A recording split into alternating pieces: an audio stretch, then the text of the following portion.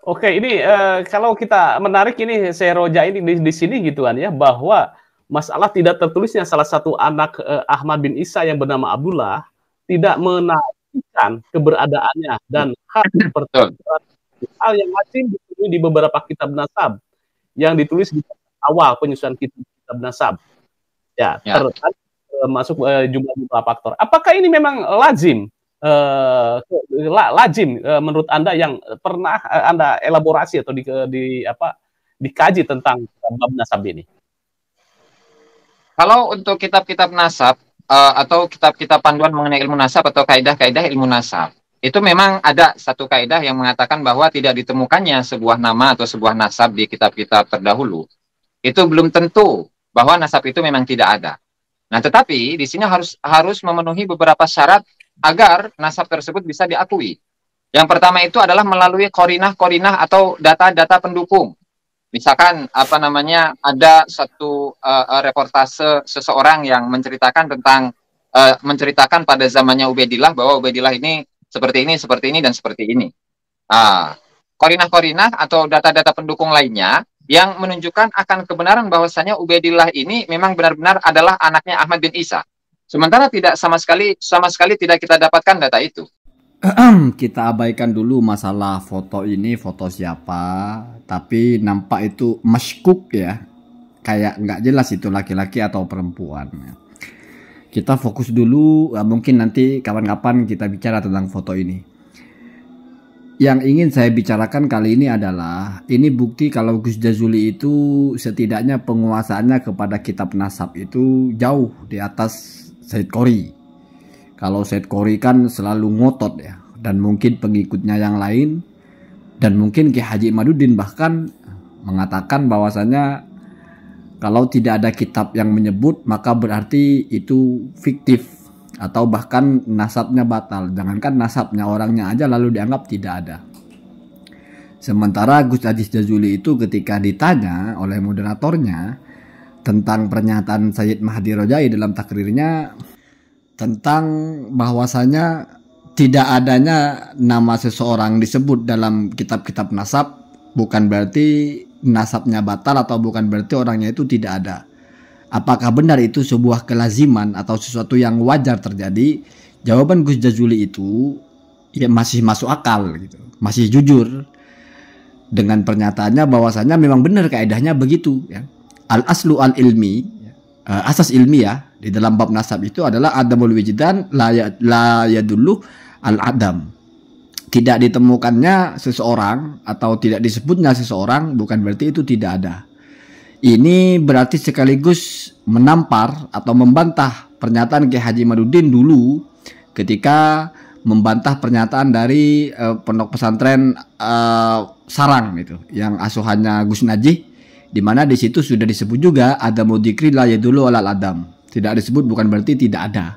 Ternyata Gus Jazuli sekarang malah mulai mengakui bahwa itu kaidah resmi dalam ilmu nasab, bahwa itu memang ada kaidah begitu, tidak bisa ditolak. Tetapi lalu untuk mengokohkan atau untuk menunjukkan bahwa tetap konsisten Ubaidillah itu bukan putra Ahmad atau Balawi ini batal, Gus Jazuli itu mulailah bermain-main dengan bahasa selanjutnya, yaitu kalau mau diisbat maka butuh korinah ya. Yustarotu fihi al-qoroin ya, harus ada korinah-korinah. Di mana sebetulnya ini sudah selesai. Selesai artinya teori yang selalu mereka angkat-angkat, yaitu batalnya nasab Alawi karena tidak ada kitab, berarti itu sudah tertolak, ditolak sendiri. Tapi sekarang pindah gawang lagi, yaitu menyebut lagi tentang korinah-korinah.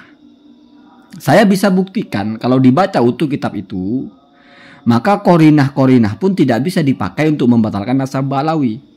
Tetapi saya menganggap mereka ini adalah kelompok yang sudah ngotot saja, sehingga saya tidak akan mencicil apa yang akan saya tanggapi. Saya cukup menanggapi apa yang mereka ucapkan saja. Nanti akan saya buat kajiannya secara utuh. Betapa lemahnya tesis itu. Setidaknya di sini kita bisa tahu bahwasanya Gus Jazuli sendiri sudah mengakui kalau tidak disebut bukan berarti menunjukkan secara pasti bahwa orang itu tidak ada. Artinya hentikan kalian berkata kitabnya mana. Hentikan kalian berpikir bahkan mengolok-olok kaidah tidak disebut bukan berarti tidak ada. Karena Gus Jazuli sendiri sudah membenarkan kaidah itu. Sudah menyatakan itu benar.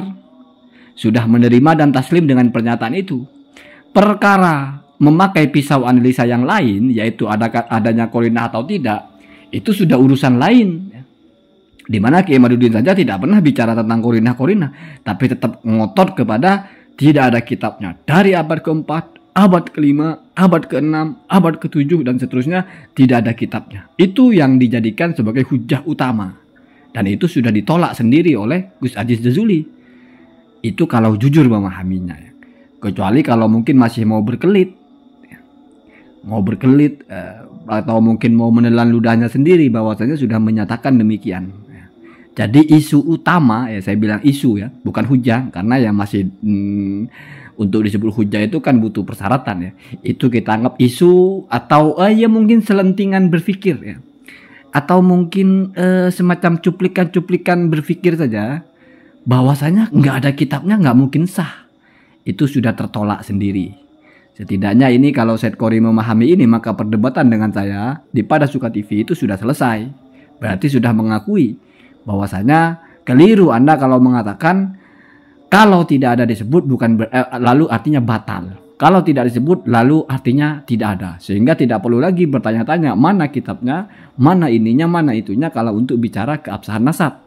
Karena apa yang Anda pertanyakan seandainya pun tidak ada, tidak otomatis menjadi sebab, tidak otomatis berkesimpulan, tidak otomatis berimplikasi bahwa nasabnya itu batal.